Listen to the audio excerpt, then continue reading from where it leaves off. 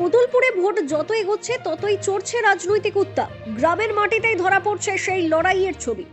দেশরা অঞ্চলের দেশরা বাজারে আচমকাই ভিড়, কারণ সেখানে পৌঁছেছেন তৃণমূল প্রার্থী হরকালী প্রতিহার।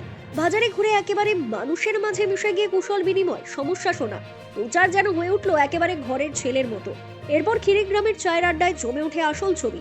মঞ্চ নেই, মাইক নেই, চায়ের কাপে চুমুক দিয়ে সরাসরি প্রশ্ন ছুড়ে দেন গ্রামবাসীরা। অভিযোগ ওঠে, এখনো অনেক পরিবার পাকা বাড়ির সুবিধা থেকে বঞ্চিত। সব অভিযোগ শুনে হরকালী প্রতিহারের আশ্বাস, 2026-এ আবার সরকার এলে প্রত্যেকের পাকা বাড়ির ব্যবস্থা করা হবে।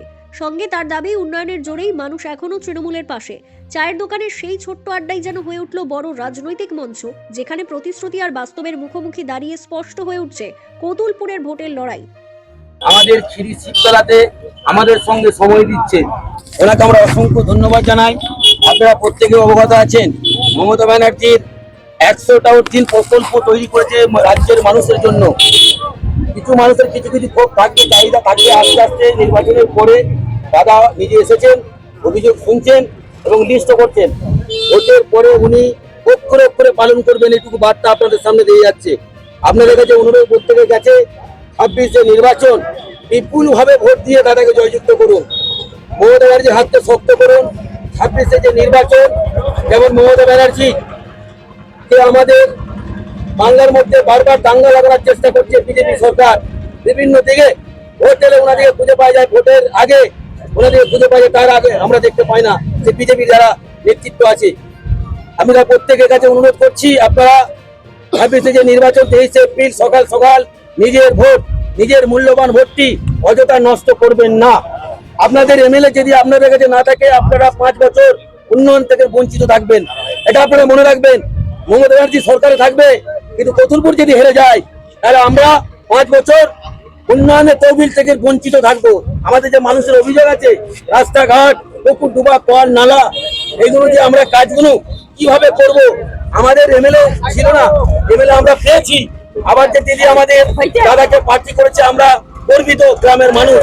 আমরা চাই আপনারা সকাল সকাল মূল্যবান ভোটটি নষ্ট কেউ না করে তৃণমূল সরকারের আমাদের মনোনীত প্রার্থী হরকালী প্রতিহার মহাশয়কে বিপুল ভোটে জয় করবেন। এখন মানুষ একদম 100% তারা দুহাত তুলে, আমাদের যা দেখতে পাচ্ছি মোটিভ মানুষের, মমতা বন্দ্যোপাধ্যায়কে দুহাত তুলে আশীর্বাদ করার জন্য তারা রেডি হয়ে আছে।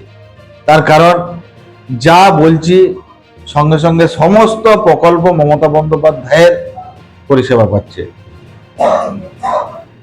দেখা গেল কিছু অভিযোগ করছে সাধারণ মানুষ। দেখুন, একটাই শুধুমাত্র অভিযোগ আপনারা দেখলেন, শুধু বাড়ি একসাথে তো বাড়ি আর সবাইকে দেয়া যায় না, ধাপে ধাপে ধাপে ধাপে। বিজেপি কেন্দ্র সরকার 5 বছর ধরে পশ্চিমবাংলার মানুষকে বাড়ি থেকে বঞ্চিত করেছে, 100 দিনের কাজ থেকে বঞ্চিত করেছে, সমস্ত দিক থেকে পশ্চিমবাংলার মানুষকে তারা বঞ্চিত করেছে। তা সত্ত্বেও মমতা বন্দ্যোপাধ্যায় 100 দিনের কাজ এবং বাড়ি তিনি পশ্চিমবাংলার মানুষকে পরিষেবা দিচ্ছে। যেটার পরে প্রথম 100 দিনের কাজ কি হবে? 100% মমতা বন্দ্যোপাধ্যায় যা কথা দেয় 100% অক্ষরে অক্ষরে পালন করে। আচ্ছা, যুব সমাজের জন্য যুব সমাজের মমতা বন্দ্যোপাধ্যায় তো দেখেছেন যে যুবসাথী প্রকল্পের মাধ্যমে, এছাড়া প্রচুর কর্মসংস্থানের মাধ্যমে মমতা বন্দ্যোপাধ্যায় চতুর্থবারের জন্য মুখ্যমন্ত্রী হওয়ার পর যুব সমাজের অনেকটা বেকারত্ব কমবে। বাঁকুড়ার কোতুলপুর থেকে তন্ময় পাত্রের রিপোর্ট, বিগ নিউজ বাংলা।